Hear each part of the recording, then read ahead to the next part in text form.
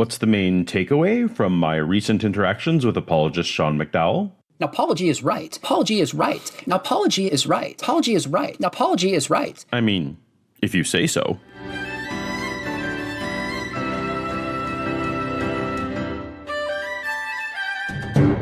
Welcome to Paulogia, where a former Christian takes a look at the claims of Christians. His videos are remarkably skillfully put together. Paulogia is an excellent YouTuber, and they're entertaining, and they're thoughtful, and they're fun. If you're new to the channel, make sure you push the subscribe button so you can get all the new videos that we release. Why, thank you, Dr. Sean McDowell. What a great way to kick off our time together today. Sean is a professor of theology at Biola University, a speaker, author, and YouTube creator, and most importantly today, a researcher on the martyrdom of the apostles of Jesus. With his more credentialed background in history, I'll let Sean explain how we got here. Well, a couple years ago, I did a full year curriculum with Awana for high school students, and one of the videos was popularizing the death of the apostles. Posted on my YouTube channel not long ago, a popular YouTuber by the name of Paulogia made a video responding to my argument that the deaths of the apostles is good evidence for the resurrection. When I saw Paulogia's video, I thought, you know what? We obviously differ, but he's taking my ideas seriously. He's engaging the conversation. Here's somebody who's trying to put forth a counter proposal. This is how we figure things out. So I did a video response, and then you invited us on. And somehow, I suddenly found myself on the popular British debate program, Unbelievable. I saw some of the back and forth and thought, hey, why don't we get these guys on Unbelievable and have it out on air? And after that conversation aired, Sean did a few post-debate stops on capturing Christianity. I listened to your discussion between yourself and Paulogia, and I always screw up how to pronounce his name. And on Frank Turek's Cross-Examined show. And you were debating a YouTuber by the name of Paul Enns, I think his name is, and I was on this very topic, the martyrdom of the apostles. So if my math is correct, including our chat, Sean has participated in almost 4.5 hours of content on this topic since my last video. That's a lot. Obviously, we'll end up just covering just some of the ground, not all of it. I'm going to do my best to condense things here and address the main points as efficiently as possible. I'd encourage you to find the original videos linked in the description for full context. But even so, I feel like we have a bit of a journey ahead of us, so thank you in advance for taking it with me. First, we'll go through the general argument, Sean's main objective and my main objective, and then we'll talk about some of the more heated, more contested, more talked about points of controversy and disagreement that came out of this discussion. But first, Sean started each video with some kind words about me, and I'd like to do the same to reciprocate. Beyond his likable demeanor, his clear communication style, his taste in pop culture, and his ever-increasing proclivity at YouTube, I'm most impressed with Sean's generosity as an interlocutor and commitment to intellectual honesty, even when it means standing in opposition to those on his own side. While I've enjoyed my recent opportunities for live discussions with well-known Christians, the format remains outside my comfort zone, in part because interacting with humans isn't my strength, in part because I don't have much practice at it, and in part because of my perfectionist tendencies. So you can imagine my mortification when late in the discussion, in a distracted moment, my brain muddled some of the details about the different Jameses of the New Testament. Okay, let me jump in here. We've conflated three James. Oh, sorry. As someone who values accuracy, this was a definite low point for me. But I came away feeling my command of the material, including navigating the different Jameses, had been adequately demonstrated in both my existing video catalog and in the hour of discussion we'd had prior to that momentary lapse. But if you've heard some Christians tell the tale, you'd think that moment not only defined the entire discussion, but the entirety of my credibility as well. Even Frank Turek wanted to pounce on it. And he didn't seem to recognize there were three Jameses, so... I'm not even aware that there were three Jameses, Frank. Really? And how did Sean respond? Well, there's at least 5 people in the New Testament referred to as James. And this gets to one of the difficulties in my research is you actually see Paul, he got confused for a moment, which happens. The early church fathers got confused. Sure. Very gracious. It's an embarrassing slip on my part, but it happened. That said, I didn't see any skeptics questioning Sean's knowledge or credentials when a few minutes later this happened. Most scholars will concede that that's a straightforward execution account, because when you read the account of, my mind just went blank, who was martyred in Acts 6 through 9. Holy cow, my mind went blank. Not one of the 12s. Stephen? Thank you, Stephen. My goodness. Nor did Frank go out of his way to scold himself when moments later he made the same mistake I did. Of the 12, we have good evidence for Peter. We have good evidence for James, the brother of Jesus. And we have good evidence for James, the brother of John, Zebedee. Oops, Frank. James, the brother of Jesus, wasn't one of the 12. Something I'm confident you're actually aware of, despite the slip. Then in the middle of our discussion, Justin actually asked Paul to sum up my book, which would be hard to sum up anybody else's book. And he did a pretty good job, enough to show me, wow, he's really read it. He's taken the issue seriously. So I have at least some grasp of the material. Sean also went on to defend me against this accusation. Would you say that he's kind of like cherry picking his sources? You know what? The reality is we are all tempted to do this. And I catch myself doing that at times. And refuse to pile on an assertion that my methodology starts at the conclusion and works backwards. So it's almost like he's going from stage 2 back to stage 1, but that's the opposite way of doing this. To be honest with you, I would have to give some more thought and probably watch more of his stuff to really understand his larger methodology, how he gets there. I don't know if I can fully comment on that, given that I've really only interacted with his stuff on the apostles. And he wasn't just coming to my defense personally. Sean was willing to remain intellectually honest for its own sake, even when it meant pushing back on ideas put forth by the Christian hosts. And so he basically argues that we should accept what others tell us they've done or perceived unless we have good counter evidence. So woe is me to ever disagree with Richard Swinburne, but I might see this one a little bit differently. When it comes to history, the person who makes the claim on any side bears a burden of proof to see if we should trust this testimony or not. It seemed to indicate that Luke is writing Acts by 62 AD, no later than that. I just, historically speaking, was not sure how much I could get out of that argument. Sure. All this to say, I found Sean to be one of the more honest Christian apologists that I've come across, both personally and intellectually. But you're not here for pleasantries. We're here to look at the question, are martyred apostles good evidence for the resurrection? That's our question on today's show. Would the disciples of Jesus have been willing to suffer and die for something they knew to be false? As some of you know, I was a Christian for decades. But about 5 years ago, I found myself doubting and questioning the contents of the Bible and attempting to see if I could reconstruct my Christian faith using outside sources. They always seem to want to get stuff outside the Bible, as if the Bible documents can't in any way be trusted for any reliable information.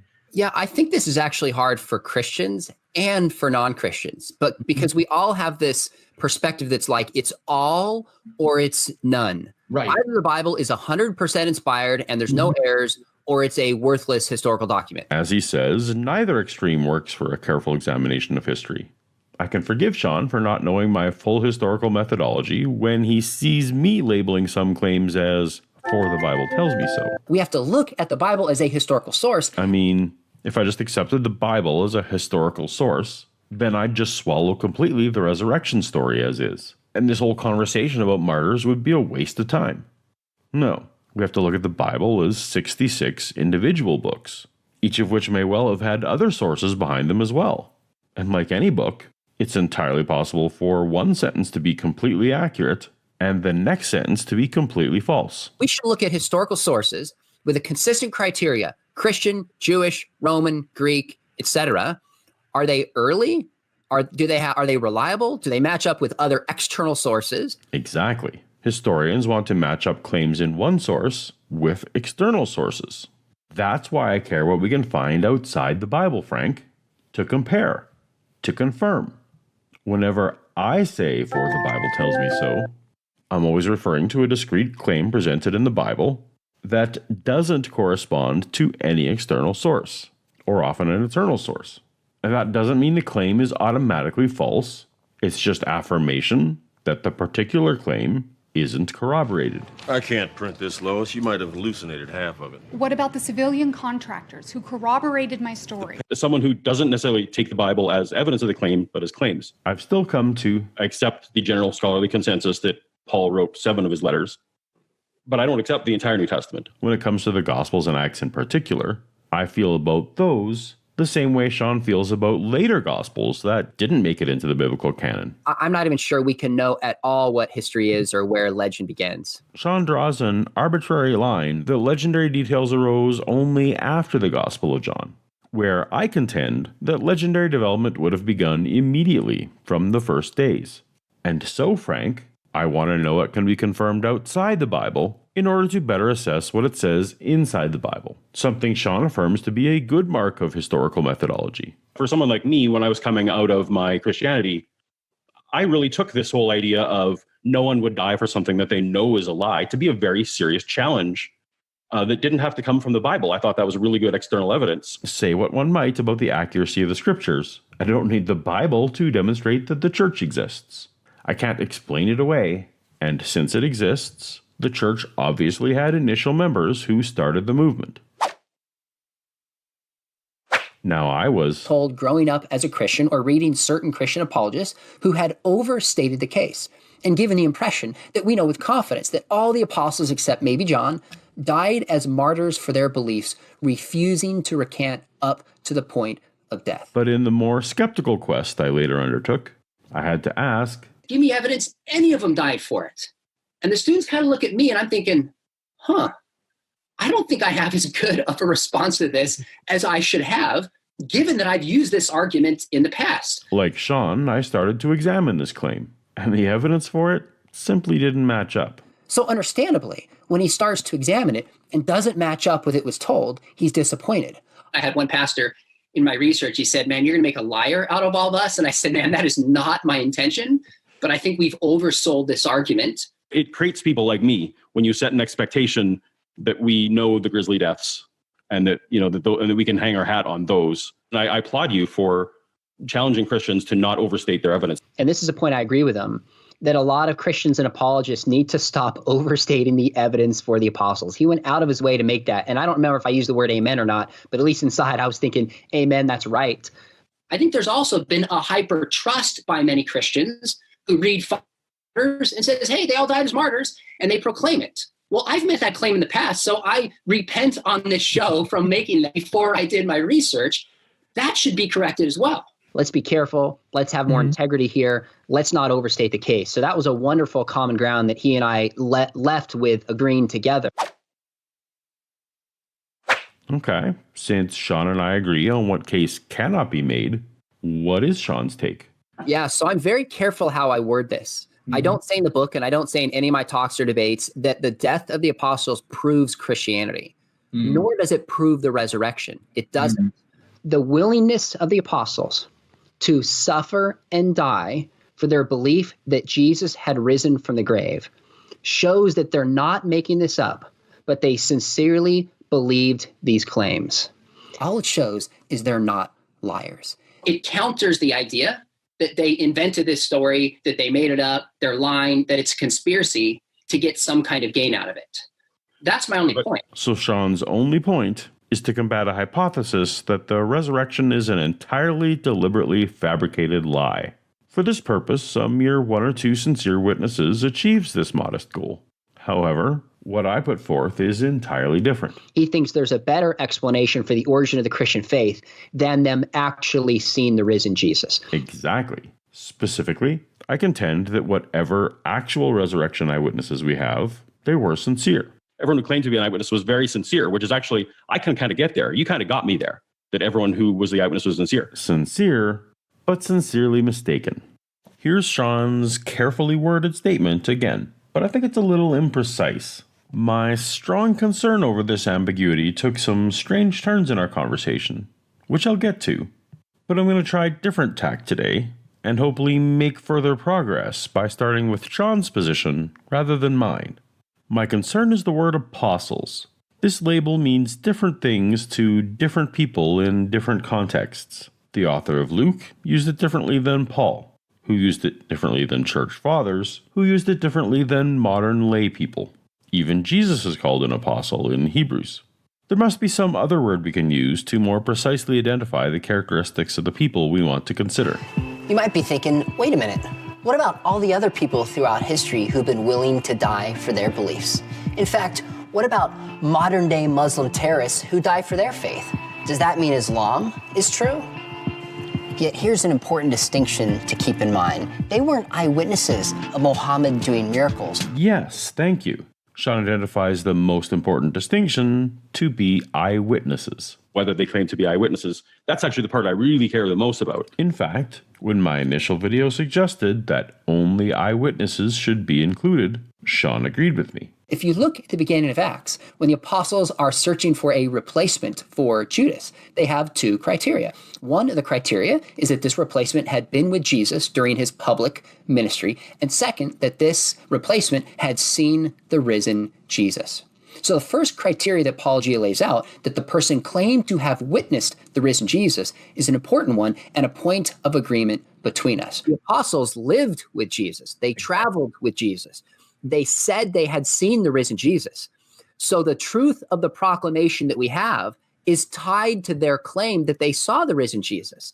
That's why it's qualitatively different. With this affirmation, I feel quite safe in swapping out the phrase willingness of the apostles with willingness of the eyewitnesses of resurrected Jesus, and in doing so that I've maintained the spirit of Sean's argument. Next, I will let Sean tell us which apostles, by his own criteria, that he accepts were eyewitnesses of resurrected Jesus willing to suffer and die. And then I started looking at the evidence for the different apostles and assessing them as objectively as I could. I would argue that of the 12, there's only 2 that we have very high confidence died, historically speaking. And that's Peter and James, a brother of John, James, son of Zebedee. And I would say outside of the 12, James, the brother of Jesus, and Paul, we also have very high confidence. Those are the only 4 I think we can put in first century consistent early documents. Now, on some level, more probable than not, I might put Andrew and Thomas. But the sources are less and they're a little late. And the rest are just, I think, inconclusive. I'm not even sure we can know at all what history is or where legend begins. And we have really good evidence for 4, probably decent evidence for 2, and the rest we're not sure. That's right. At the end of the day, Sean has 4 yeses and 2 maybes. For the sake of time, I trust you've seen enough of our respective skepticism levels to know that what Sean calls probably, I'm going to call probably not. You don't just dismiss out of hand the accounts. You're willing to look at the historically. You obviously come at it, your level of skepticism, let's say, is ratcheted a bit higher. I'm with Sean. I just lower everything. So when he says as plausible as not, I say not plausible. He has as probable as not.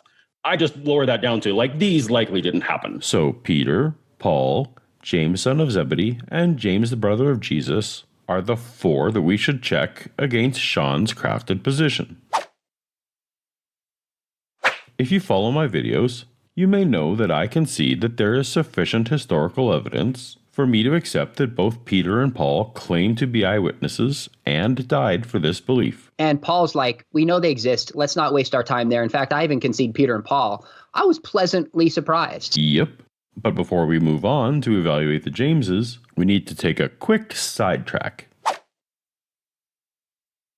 In Sean's first response, he brought in a trope about crime from his friend J. Warner Wallace, the cold case detective. In all of his cases, people are motivated by one of 3 things. Criminals are motivated by either power, money and greed, or sex. Power, money, or sex. And put forth the notion that the disciples of Jesus must have been honest fellows because they weren't motivated by any of these. For some reason that must have seemed like a good idea at the time, I decided to derail our martyr conversation to tackle this point. It doesn't take bikini model sex, billionaire wealth, or dictator-level power to motivate someone. The smallest taste of those things can motivate. Why wouldn't a bunch of fishermen prefer to earn a less smelly living by preaching from town to town? When I was in church ministry, when I was in youth ministry, I saw over and over, it only takes the smallest piece of power for people to lust after that power. So you put someone in charge of the bake table, bake sale table, that person is all in on the power of that bake sale table. That's a very interesting point, and one I hadn't particularly considered. But in a sense, the as you say, they went from relative obscurity to, at least within the Christian community, being very significant figures. So Paul just told a story about how people can be motivated by power. This was an assertion without any evidence that this is actually what motivated Peter and Paul, by the way. That's exactly how I feel when you say things like James, son of Alphaeus, was definitely killed because of Jesus, when really the text does not say that. It looks like we both have a problem with the other party straying beyond actual evidence into the land of speculation and assertion. And so when I pushed back on him in the discussion, he said, well, maybe this happened. And I pushed back and I said, you're just telling a story. You're literally telling a story. That's an assertion. That's not evidence. And he said he felt the same about me. I think we're going to need a new song for this one. Here's the story. Okay, now we're ready to talk about some Jameses. James, the son of Zebedee. We have high or very high probability they died, historically speaking. Now, Sean uses this highest possible confidence because the death is recorded in the book of Acts, which is part of the Bible, which Sean obviously holds as the source with the highest possible authority. I think we have solid evidence that James died. Now, it's only one source. Even if we take Acts as reliable in this case, it's a single sentence. He had James, the brother of John, put to death with a sword.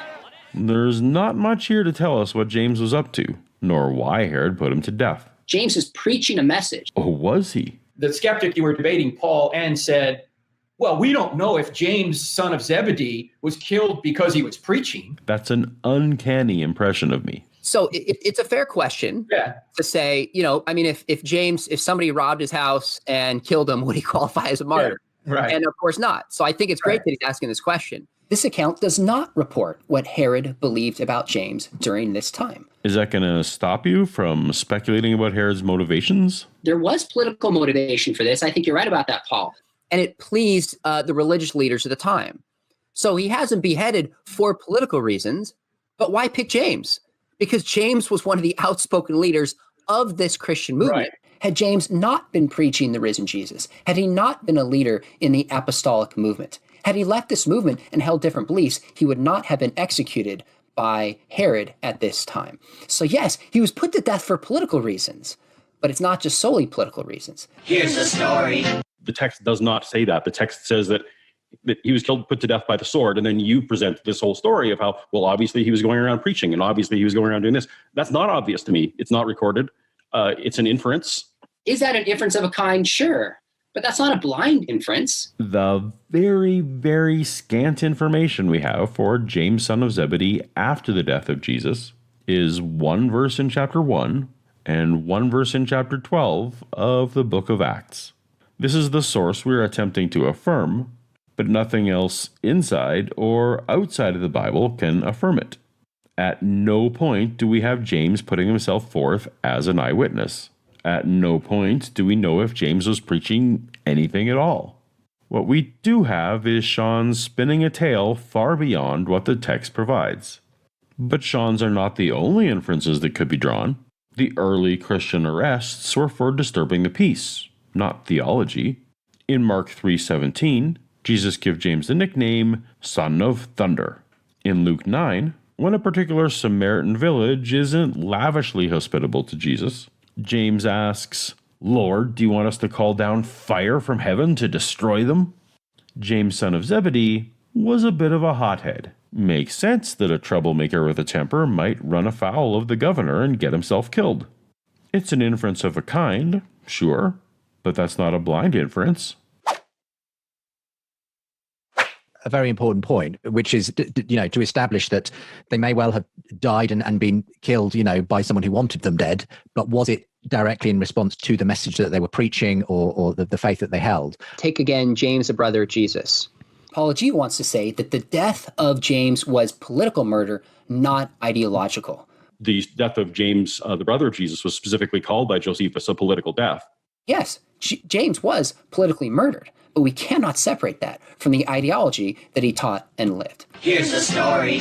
We simply don't know what they were preaching. We don't know what they were doing. So not only do we not know whether they died, but I can't go with you that extra mile and say we know what they were saying. Once again, Sean is making inferences that go beyond what the texts actually say. Our conversation about James, the brother of Jesus, mainly reiterates our positions from the prior videos, so check those to see if either of our story extrapolations are convincing to you. But in fairness, I want to allow Sean one of his stronger points against my rejection of James' status as an eyewitness. So the early, for example, in 1 Corinthians chapter 15, which I heard in one of your discussions, Paul, you can see it is probably 5 years from the time itself of, say, the death of Jesus. 5-year window, we had this creed and the claim that Jesus appeared to James in particular. Now, precisely because this portion of Corinthians is Paul quoting an earlier tradition, I consider it to be part of the legendary development in the oral tradition that happened in the decades before Paul wrote. Scholars agree that Paul is passing along a memorized recitation here, not something he could personally attest to. The rub may lie, however, in Paul having met James once. So, for your consideration. But more importantly to me, when we're talking about, for example, James, the brother of Jesus, we don't have anywhere where James says, hey, I'm James, the brother of Jesus, and I saw a resurrected Jesus. Those are, for me, secondhand hearsay accounts. The only way to do history and know if somebody was a witness of something is not for them to directly say, I saw this personally in the way Paul does and maybe Peter does. But a first-hand report is obviously the best way. It's necessarily better than second-hand, third-hand, and well beyond. Sure, one could settle for unverifiable hearsay, but I see no reason to. And I'm pleased that Sean agrees that among all of the apostles he studied, only Paul calls himself an eyewitness. So if we're only going to accept a claim that we have in somebody's own words saying, I saw A, B, or C, we're going to toss out a ton of stuff that we know about history. That's my, okay, let's toss out a ton of stuff we know about history face. This tact of advocating for a single evidential standard across every historical claim is frustrating. Sean doesn't accept Muhammad flying on a horse as historical, but if he consistently accepted hearsay across the board, he'd have to. I think it's reasonable to want eyewitness testimony to come from the eyewitness. It's not up to me to lower these standards just to meet the stories available. And so we end the way we began, affirming only two sincere eyewitnesses to the resurrected Jesus, Peter and Paul. Minimally, I'm saying, fine, we have two people who really believe they saw Jesus, two of the key spokespeople for the Christian faith, who proclaim, teach theology, write books in the scripture. That's pretty significant. But that's actually the heart of my naturalistic explanation for this whole thing, is that we have two people who, for whatever reason, came to believe this, and deciding that Peter early on... Maybe he had a bereavement experience. He was sad, and so he saw Jesus to get over his grief. And Paul later on, after he was persecuting people and probably felt really guilty about that, and Paul very much describes what he saw as a vision. I don't think that's the best explanation, but I'd be willing to concede, okay, that's possible. In my hypothesis, what it came down to is we really can be confident about two guys. They're the ones who are prominent.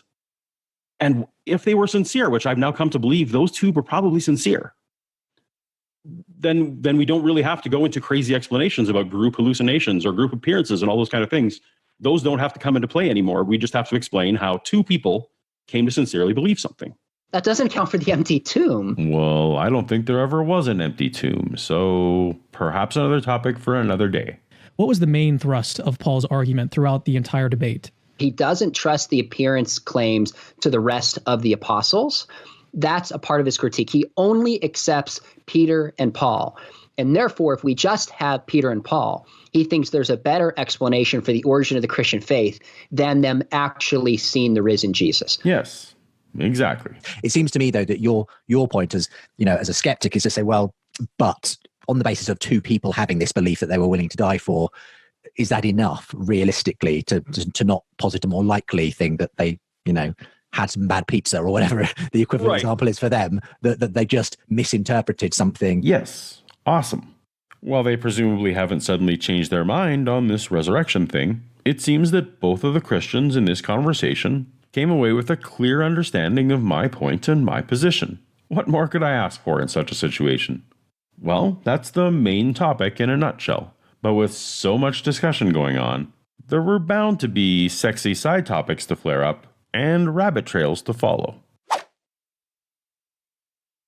Let's start with the issue that seems to have most captured the imagination of the Christian show hosts, the relationship between the Book of Acts and the Jewish historian Josephus. It almost seemed like the gentleman you were debating the other day on Unbelievable was saying, I can't trust Acts because Acts is just copied from Josephus or, some crazy story like that.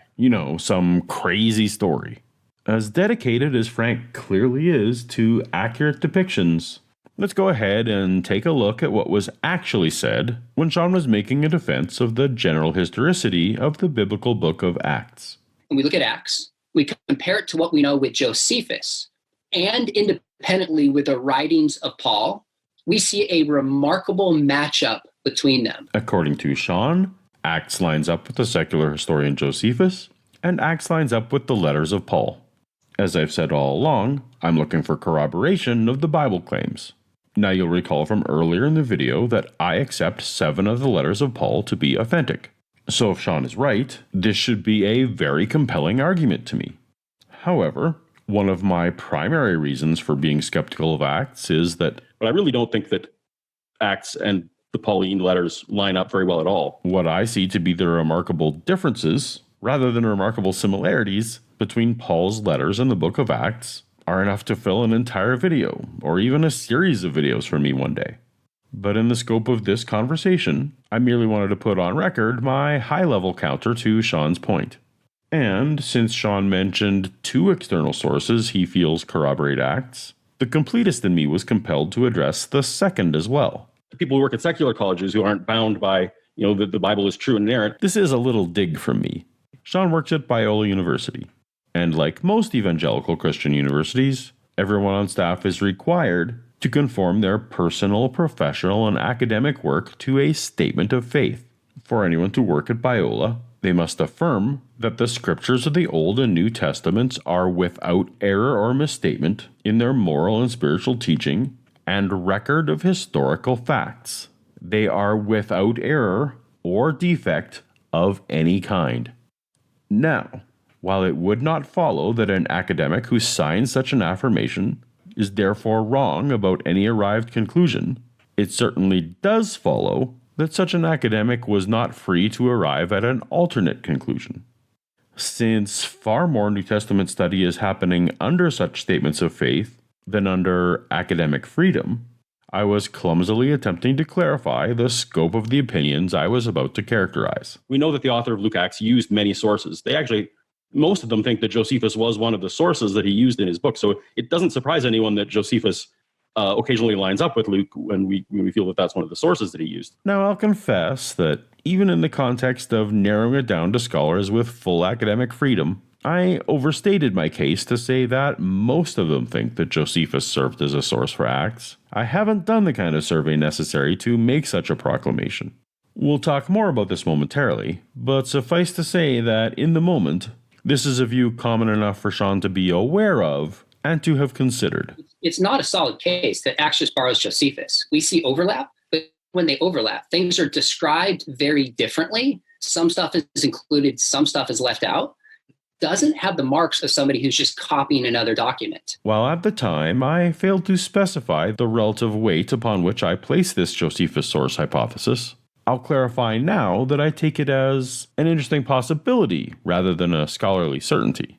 I would certainly not have brought it up at all if Sean hadn't already drawn the connection as part of his case.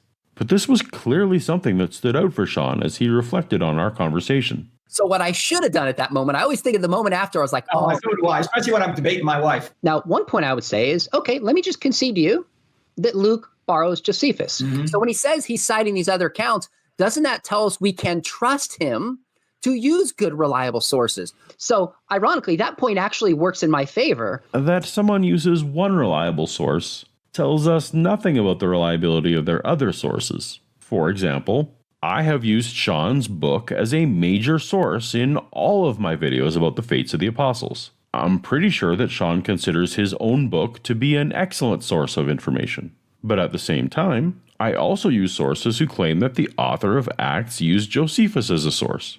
We know that Sean is critical of these sources, Yet by his logic, they should be considered equally reliable as his book, simply because Paulogia referenced them both. And, by extension, that all of the conclusions of all of my videos should be considered reliable because I use Sean's book, which is reliable.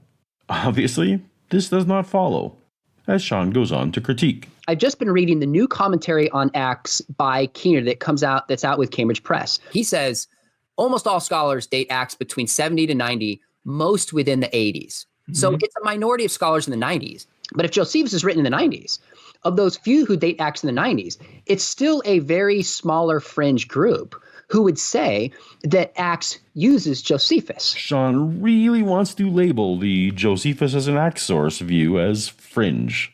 So much so, Sean brought it up in his interview last week with Craig Keener, the author of the commentary he referenced. But I'm pretty sure that's a really fringe position.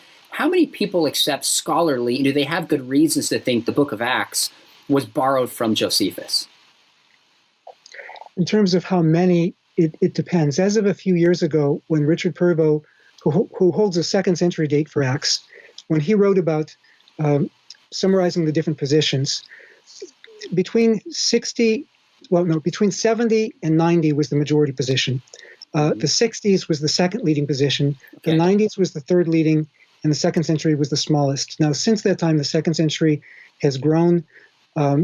Not sure if that's been more at the expense of the 90s or which, but the majority of scholars still date Acts too early to be dependent on Josephus. So by the words of Sean's own favorite expert, the most recent shift and trend is in the direction of the position I put forth, even though Keener himself doesn't agree. When asked directly, Keener did not affirm Sean's adjective of fringe. In scholarship, as they both know, minority opinion isn't the same as fringe opinion. Okay, on some things I speak with scholarly consensus. On this one, I'm speaking just, this is me. Okay. And as discussed, taking a vote in New Testament studies is problematic on its face when a significant portion of those who fall under this broad umbrella do not enjoy academic freedom. Now, why does this even matter to Sean? For that, we need to make one more stop along the way. When Sean was pitching me that when it comes to martyrdom, suffering can be just as good as death, he said, So the academic literature as a whole considers that clause as constituting a martyr. And as his example citation, Thomas Westpedal wrote his dissertation on this at Trinity Evangelical Seminary in 2005. Trinity Evangelical Seminary. And so I made this anecdotal observation. The academia you list tends to be evangelical academia. To which Sean later protested, I actually don't just rely upon evangelical scholars. Right. I said the academia you list tends to be evangelical, not exclusively evangelical. So it's just false to say that critique that I'm only using fringe scholarship. Wait, what? I didn't say only. And I definitely didn't call anything fringe. And I think even just categorizing somebody as evangelical, therefore they're fringe, I think is uncharitable too. And he didn't use that word. He just kind of dismissed it and said you're only relying upon evangelical scholarship. Well, I didn't say only evangelical. And it seems we're all agreed that I didn't call anyone fringe. And he didn't use that word. Help me out here, Cameron. I think that he might respond to that by saying he's not objecting to it because it's fringe. He's objecting to it because these scholars are biased, because they're Christian evangelical scholars. Yes, exactly. I acknowledge that evangelicals make up a huge portion of those actively publishing about the New Testament. So evangelical and fringe could never really be synonymous in such circles. They've got the numbers. But as I've pointed out, for better or worse, the skeptic in me tends to be suspicious of people who have signed a statement promising a predetermined conclusion before they do their research. I would never dismiss such a person or their research out of hand, but it seems reasonable to approach their work with more caution than those with full academic freedom. So, to sum up, at no point did I label anything fringe. He didn't use that word. And at all times, I've consistently expressed preference for scholars with academic freedom. So here's why this is important. Because Paul critiqued me in saying you can't trust Acts because he borrows from Josephus. No. I said that places of alignment between Acts and Josephus might possibly indicate a borrowing of material rather than necessarily indicating independent attestation. Which puts him using fringe scholarship. By your label, 2nd century dating of Acts seems to be gaining legitimacy among those with academic freedom. But when we came back at the very beginning and I defined a martyr and pointed towards an evangelical scholar, he dismissed it because he thinks that an evangelical scholar is a fringe scholarship. No, I observed a tendency toward evangelical scholarship, which, as I've indicated, I treat with some initial caution due to predetermined outcomes. Not dismissal, but caution. So on one case, he dismisses a quote-unquote fringe scholar because it doesn't make his case. I didn't call it fringe, and I don't dismiss. So I didn't think of that later, but that's one of the things that I think he does is a little bit of a hyper-skepticism to this issue, and I'm just calling for consistency. I do give greater benefit of the doubt to scholarship with academic freedom. For better or worse, I feel like I've been incredibly consistent on this point, including Sean's 2 examples. Am I wrong? And speaking of hyperskepticism, before our discussion, Sean found something I said in my very first live debate. You said, what would convince me? Quote, the requirement of evidence is so high. If I saw an appearance of Jesus, I would first question my mental faculties. I would question whether this vision was really real. And I read that. I thought, okay, he is coming from a hyper skeptical position, and you're free to do that.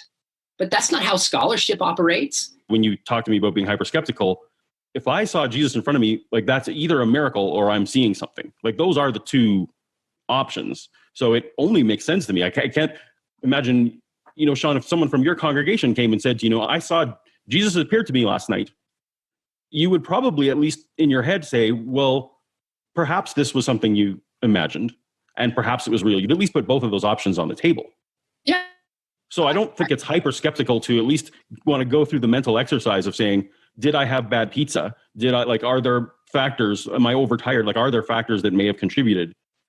Okay, So that's fair. And look, I'm actually naturally a skeptic. I question things. If someone comes to me and says, hey, I saw a miracle in Jesus, I'm like, yeah, give me some evidence. So I'm skeptical like that. So we agree? I am not in some fringe of weirdness that, is beyond this. But, historical. But you are a cartoon character online. I mean, you got to admit. This is true. That contributes a little bit to it. Come on, Paul. You might be thinking, hey, are we ever going to talk about martyrdom in this discussion about martyrs? First of all, maybe we need to define a few terms. I mean, maybe the term martyr is a good place to start. And I'll start with you, Paul, on this one. Now, I don't have any intrinsic interest in martyrdom in general. My interest is entirely limited to how martyrdom intersects with the truth of Jesus' resurrection. So I set the scope. Well, for me, when we're talking about martyrs, when I'm looking back at someone who's able to, their witness is supposed to be a guarantor of the resurrection. And my now familiar criteria. There's 3 things that I'm looking for when I'm looking for martyr. First is that the person claimed to be an eyewitness of the resurrection of Jesus. Second, that the person had a chance to save their life by recanting. And then third, that rather than recant, that they chose not to die. Paul, one of the things I appreciate about your response is that you laid out your 3 criteria, and then you tested the evidence based on that 3 criteria. In other words, you have a systematic methodology, and it doesn't meet the criteria, so you dismiss the argument. I wish more Christians and skeptics would approach any issue this way, which makes our methodology clear. But it also won't surprise you that I differ pretty strongly with the methodology. So Sean went through his thoughts on each of my criteria. So let's come back to the first one about them saying they saw the resurrected Jesus. Okay, so not the first one. And the one piece I think that Sean missed in the response he did for me is that the person claimed to be an eyewitness. And we don't have very many people who claim to be eyewitnesses. The first thing I need to do is first even, did they witness anything? Right. And then move on to this whole death thing. The only way to do history and know if somebody was a witness of something is not for them to directly say, I saw this personally in the way Paul does and maybe Peter does. I agree. There are endless ways to lower one's standards, accepting unknown levels of anonymous hearsay. We don't have Bartholomew saying, Jesus appeared to me. And I'd say, that's fine. But that is way too skeptical of a history. And I might think... And you might think I have a hyper-trusting approach to this. That's fine. Let's take criteria 2 and 3. So criteria 2, you said, was that they had a chance to save their lives by recanting. And 3, rather than recant, they choose to die. Now, Paulogia is right that the apostles, at least we don't have a record of the apostles, being told that if they recant their beliefs, they will be able to survive. The reality is we don't have any good early sources of say, Nero or his cohorts saying to Peter, hey, we won't kill you if you recant. We don't have that for Paul. We don't have that for James or John, any of them. If you begin with that assumption and then look at the historical record, you're going to dismiss, as Paulogia does, much of it. So Sean concedes that the historical sources can't meet my criteria. So because he starts with this definition and then funnels everything through it, he ends up dismissing almost all of the rest of the apostles outside of Peter and Paul. And I say if we expand that definition a little bit in line with how it's often used in academia and popular circles, I think we'd come to a very different conclusion. And Sean proceeded to spend significant time providing other definitions for the word martyr. I don't think it passes muster on a scholarly academic level, and I don't think it does on a popular level for people who think about this as well. And let me explain why. So I had to read all this martyrological research to define what a martyr is. And I realized there's a lot more extensive research here than ever crossed my mind. And there's a huge history in the church and beyond about what is a martyr and how do you qualify a martyr. Many scholars would agree that the apostles still could and would qualify as martyrs. They're publicly proclaiming a message, knowing what it could potentially cost them, could have walked away from this message at any point. So if they're killed in a way tied to their religious practice, they could be considered a martyr. And brought in an example of a French priest. And popularly in 2016, there was this French priest by the name of Jacques Hamel. And I apologize to French listeners if I butchered that. And he was actually giving communion. And in the middle of giving communion, some radical Muslims walked in and slit his throat and killed him.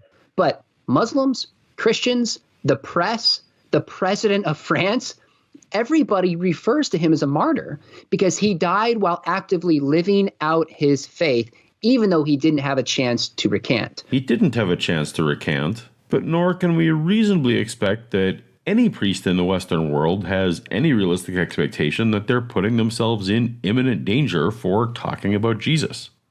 This isn't a willingness to suffer. And why would word usage by a politician or reporters in a wholly different time, circumstance, and context have any bearing on the word usage in my context? Let's suppose Sean and I were having a conversation about Christians, and I asked Sean what he means when he says Christian. Sean replies that, to him, a Christian is someone who believes and follows Jesus Christ. And I said, Sean, that's great. But did you know that Christian might also mean anyone who just says they're a Christian? Or anyone who was raised in a Christian environment? Or maybe just anyone who lives in the Western Hemisphere? Sean would be right to say, that's fine, Paul. Call them Christians if you want, but I'm not here to talk about everyone who lives in the Western Hemisphere. I'm here to talk about people who follow Jesus Christ. This is how I felt. If Sean wants to define martyr as anything other than an eyewitness to resurrected Jesus who died defending that claim, then we're simply no longer talking about the same thing. He laid out 3 criteria, and I responded to 2 of them, and almost felt like he said, okay, I can see those 2. Let's talk about the first. And I should have said, okay, time out. This is your whole project here. You just conceded 2 of the 3. No, I didn't concede 2 of the 3. I recognized that we were in a pointless definition fight over a word that I don't care about intrinsically. Of all the conversations on the internet, I think definitional debates are the least useful and the least interesting. Define martyr as someone who suffers for their beliefs. Define martyr as someone willing to suffer. Define martyr as someone expressing an unpopular opinion. Define martyr as someone who goes to the mall and hears happy holidays instead of Merry Christmas. These may well all be acceptable usages, but they are usages that no longer relate to evidence for the resurrection of Jesus, and are no longer related to how I use the word.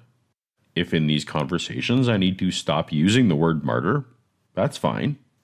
I'll use pethapatoni, which is mashing together the Greek for I died seeing Jesus. Martyr is actually the Greek word for eyewitness, so that would have been a good one to keep. Oh well. Pethapatoni means someone who says they saw resurrected Jesus and died defending that belief. Let's talk about them. Strangely, it turns out, Sean didn't care about the word martyr either. But to be honest, Frank, when it's all said and done, pun intended, I don't want to die on the definition of martyr. Right. That's really not what's most important. whether or not Paul and I can differ over the technical term of martyr, for this, in a sense, is really secondary. For my case, it doesn't even matter that any of them died actually as martyrs, however we define a martyr. I had this conversation with William Lane Craig, and he agreed with me and said, we don't have to prove any of them died as martyrs, whether it's your definition or whether it's mine. Listen, I'm going to put this one on me. I should have engaged more specifically with Sean on whether willingness to suffer shows just as much dedication to a cause as crossing the point of actual death, and what difference a recant opportunity makes. I was guilty of being impatient, disinterested in a definition war, and more interested in talking about his top 4 guys, all of whom die in reasonably documented ways. So this felt like a side issue. If Sean and I ever get a chance to talk again, I'll suggest we don't use the word martyr at all, and just engage with these core concepts by name. And speaking of definitional fights, if the 1997-98 Bulls, somebody says, hey, Jordan and the Bulls, they're late for a game. Does that mean we can't really conclude that Scottie Pippen was late because he's not mentioned? We don't know about Steve Kerr. We don't know about Horace Grant, fill in the blank, whoever that may be. We actually know who that group was. Okay. So one of the things that Paul would argue is that we only have good reason to believe that Jesus appeared to Peter and to Paul, and he doesn't list the apostles by name. Therefore, their willingness to suffer and or die or martyrdoms doesn't matter because we don't know who the 12 are. Well, I think I can understand why Sean came away with this impression, and that's probably my fault for not making it more clear in my objections. I wouldn't argue that at all. I think that whenever the New Testament talks about the 12, we can be clear on who that means, even in the Creed in 1 Corinthians 15, which would be the most relevant passage to our discussion. But I do very much have a general objection to throwing around the word apostles in these discussions, because it's imprecise. Different people use the word in different ways. For example, when Paul uses the word apostles itself, it can mean a broader group, but Luke, when he uses the term apostles, almost always refers distinctly to the 12. Which I would grant. And if this topic of conversation could stick exclusively to Luke Acts, then fine. But Paul uses the term more loosely than the author of Luke does. And the oft-quoted early church fathers use the term even more loosely than Paul does. In the broadest definition, apostle simply means someone sent out by Jesus. When modern-day Christians use the term, who knows who they mean within a given sentence? My objection to the imprecision of the word apostles is in sentences like this. The willingness of the apostles to suffer and die for their belief that Jesus had risen from the grave shows that they're not making this up. Who does Sean mean when he says apostles? If you've watched this far in the video, you know he means 2 of the 12, Peter and James son of Zebedee, and 2 outside the 12, Paul and James brother of Jesus, and maybe 2 others. He means somewhere between 4 to 6 guys. But by using this blanket term apostles, Sean's listeners may come away thinking there's 12, 14, or maybe even a larger number, lumping in more of those first century church fathers. I think this imprecision helps feed some of the overstating of the case that Sean advocates against. If I wanted to relate this to Sean's Chicago Bulls analogy, I'd have to agree that depending on context, the Bulls are late can infer a specific group of players being actively waited upon. And even clarifying the 97-98 Chicago Bulls gives me high confidence. But Sean might remember that Scottie Pippen was actually out with a foot injury for the first half of the 97-98 season, and not traveling with the team. So Sean would have to clarify when in the season the Bulls were late, in order for anyone to actually know if Pippen was part of the crew who were late. He's over-assuming to say that the 97-98 Bulls references always included Pippen. At O'Hare Airport, I once heard someone yell, "I love the Bulls!" Now, which players should I suppose he meant? The current roster? The 97-98 roster? Some select favorites over time? It's not clear. According to this headline from last week, the Chicago Bulls are in a market for a new director of player development. Does that mean Scottie Pippen is looking for a new director of player development? Or would I need to use context to infer who is meant by the imprecise label Chicago Bulls? In this case, doesn't mean any of the players at all. What about people 2,000 years from now, reading reports from the 21st century about the Bulls?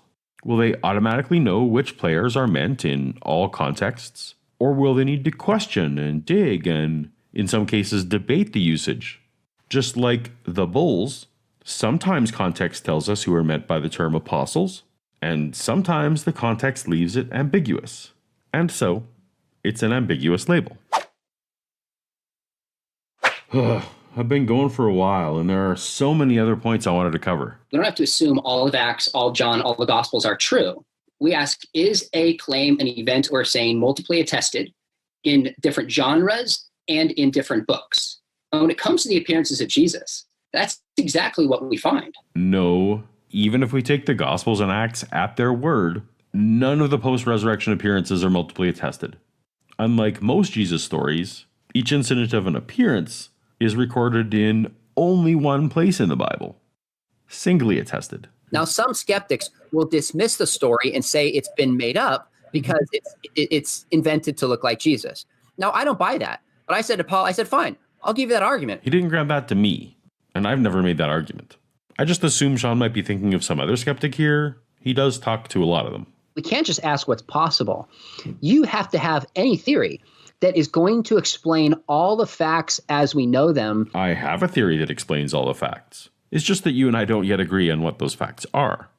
First steps first. I think he's bringing a certain worldview to the table that dismisses the supernatural before we look at the evidence. I'm open to the supernatural, though I do give it a low prior probability.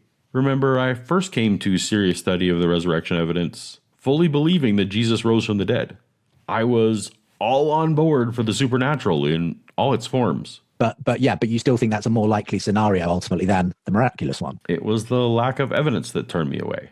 I think our stories just illustrate common research into this question, and you lean more towards the skeptical side, not convinced by it. I've said, yeah, there's been an overstatement here, but if we pull this back, like you said, this doesn't prove the resurrection is true. I can't convince myself that they made this up, or that this is a conspiracy, or that they're lying about this. Fair enough. My thanks to Paulogia for making his video very entertaining, and you've certainly made me think. And thank you, Sean, for all this engagement with a mere YouTuber like me. You're a man of class and integrity, and I hope there are opportunities for us to have more conversations in the future. It's time for me to sign off and say thank you very much, Paul, or Paulogia, on YouTube, and Sean McDowell. Thanks both for being with me today on the show. And thank you for watching. For more of our interactions, tap on the Paulogia versus Sean McDowell playlist on the screen now.